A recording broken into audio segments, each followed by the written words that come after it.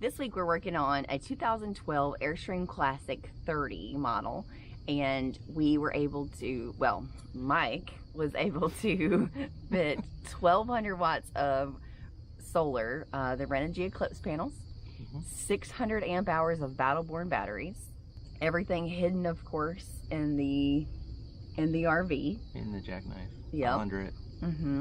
And this system also has a 3000 watt Multiplus inverter, a 150/100 MPPT, a 712 battery monitor.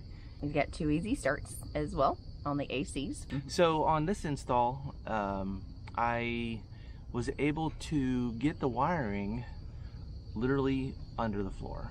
So that's just spoiler alert, my bad.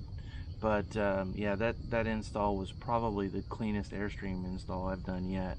So on Airstreams, a lot of times there are, we have 2 kinds of clientele for Airstreams. We have those who want the aesthetics, that, you know, they want to keep the curve and they want to hide everything. You know, yeah, they want to hide everything. And then we have those who want absolute performance. And that's kind of how we word it to the clients. Yeah. You know, do you want performance or do you want aesthetics? We're fine with either. If you've seen our roof, insert picture. We obviously don't care about aesthetics. Yeah, no, it's, we want the power. Yeah. We want the performance. Show me the money, power. So, you know, that's kind of the way we do that. And so, this client, Keith and Lisa, they decided that they wanted performance. They wanted the power. They want to be able to get as much solar on their roof as possible.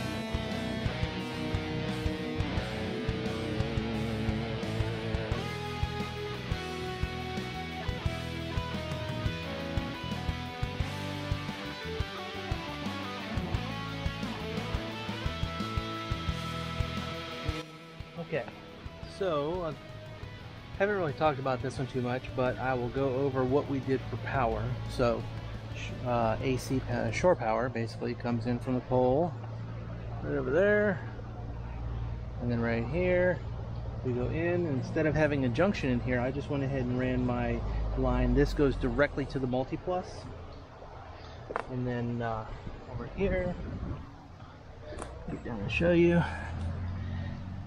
This line right here is what came from the shore power plug. This goes directly up to the breaker box. I will make a junction with this and put it inside a box, which I don't know what I did with it, but it is an electrical junction box right there. So I will be doing that next. And then what this does is it brings shore power from here all the way to the front, and then all the way to the back, and then up here to the breaker box, which is up beside the bed, all the way in the back. I used 6 gauge 3 conductor up here in the front where the Multiplus is.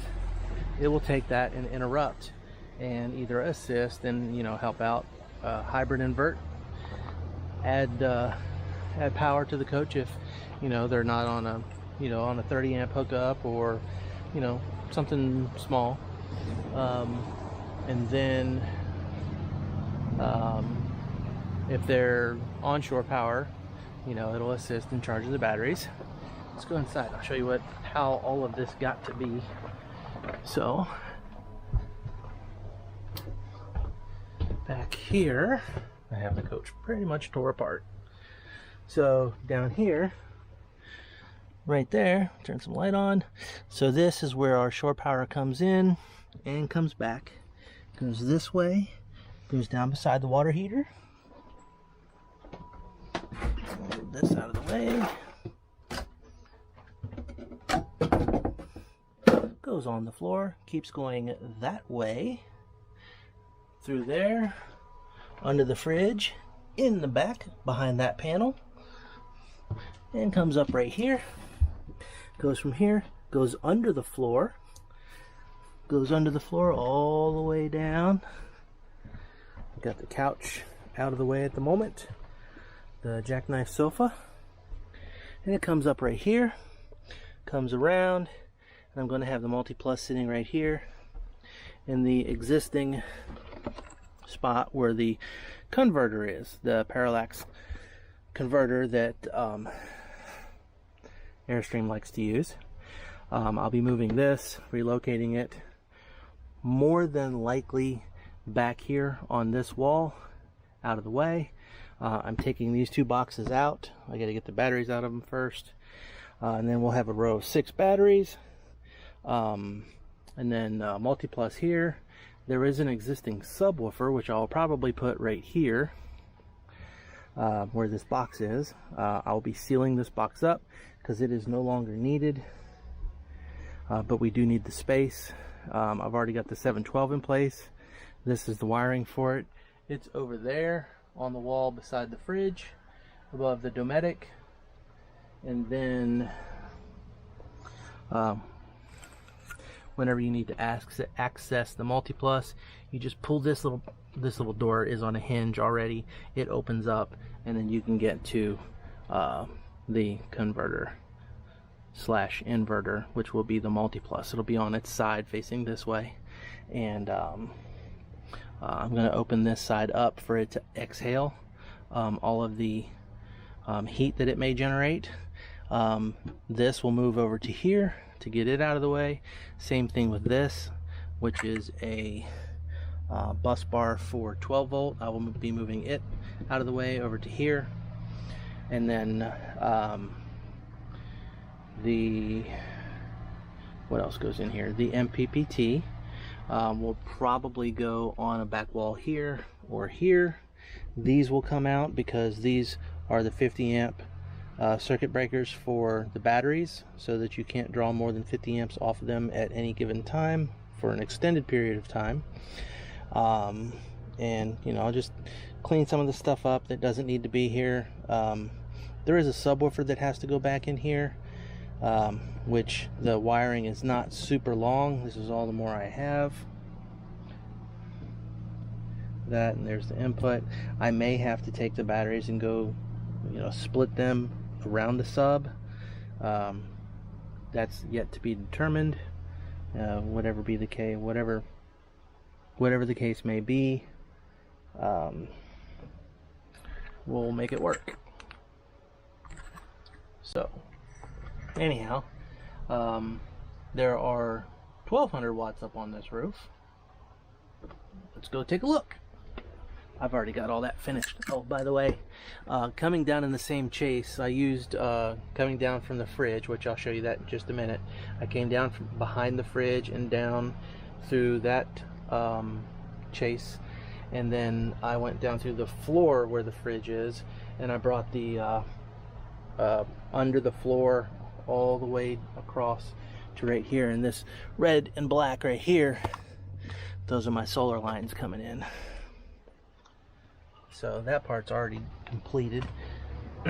Basically now, once I make the tie-in to the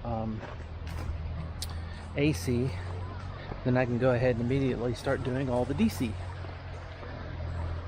So let's go up on the ladder and look at the roof. It's been a day or so, so the panels aren't super duper clean, but this is 1, 2, 3, 4, 5, which is not here. Once he figured out that I could do 12 on the roof, 12, he was like, oh, go ahead and wire for it. So that's 1, 2, 3, 4, 5, 6, 7, 8, 9, 10, and then 11, and then 12. So yeah, pretty outstanding if I do say so myself. Give me a good shot of it looking this way, and I will come down and spin, and then there are the last. Everything is screwed down, nothing is riveted, so that if they do have to work on the AC units, it's easy to just remove the screws, pick them up, and then seal them and put them back down in place whenever they're done. Here is the combiner box. Everything is coming out and going over into the fridge area. And then I will go ahead and show you. If I can do this gently. Alright.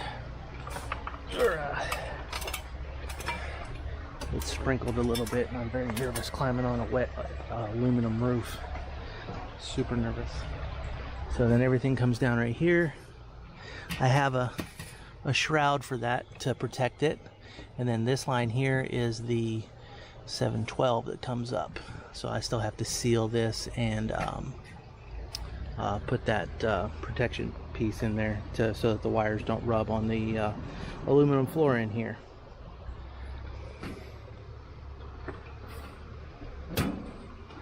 All right, so that's what I've been working on for 4 days.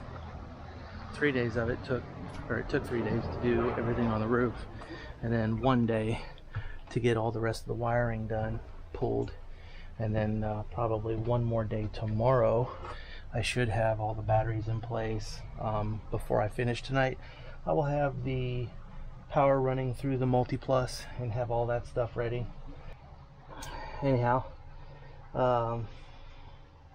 so that's where I'm at. I'm going to use the existing switch. I may move it and go ahead and add the other switch probably right beside it, so that everything's nice and neat and clean and you really can't see what all I've done. That's why I like Airstreams. Everything's super stealth. So, but anyhow, I'm gonna get back at it and get this one wrapped up. So I'll switch you guys back over to time lapse and we'll get it all knocked out.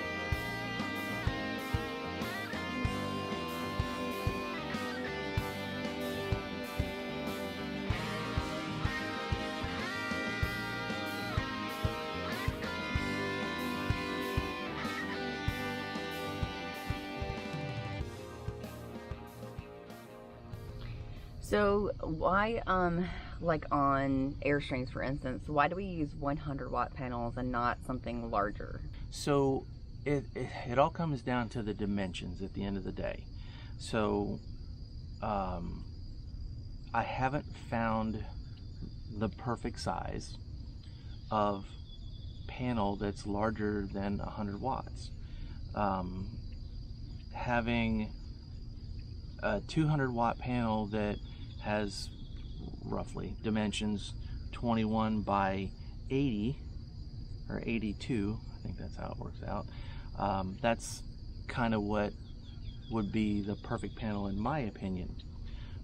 But when you're putting the panels up on the roof, with the way that Airstream lays things out, you would only be able to put 3 of those panels on the roof, and then the rest would have to be short, because on sections of the roof, the longest stretch that you have is only 3 panels long, 123 inches or something like that. So that's 3 panels in a line, which you'll see in the video the way that everything worked out. The Renogy Eclipse panel literally is the perfect dimensions. It comes from the rain gutter to just up to the edge of the vents and air conditioners, and there's some good looking panels. Yeah, literally when you look at it, it looks like one 10-foot long panel, 21 inches wide. So, but they're very, very clean install. I'm actually really happy with it. And like we've seen good performance out of those as well, right? Oh yeah. The performance rating on the Eclipse panels, I'm sure people are going to look it up. I think it's 22 or 23%, something like that. A lot of the other panels out there are from 17 to 20. I know technology is changing.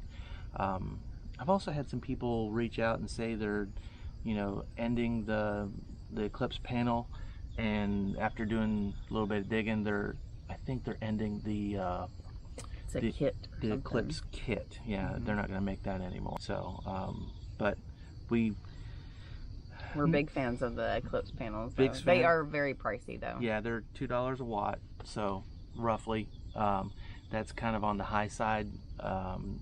Depending on, if you can get an Amazon price alert or whatever, you can get them down around $155, but that only happens like 2 or maybe 3 times a year. Kind of the norm is the 170 range, 175. So yeah, each. We've seen them as high as 200. So thanks again for joining us on another video. We thought we'd go back a little bit old school, so I hope you subscribe and like this video and smash the dingy bell ringy thingy.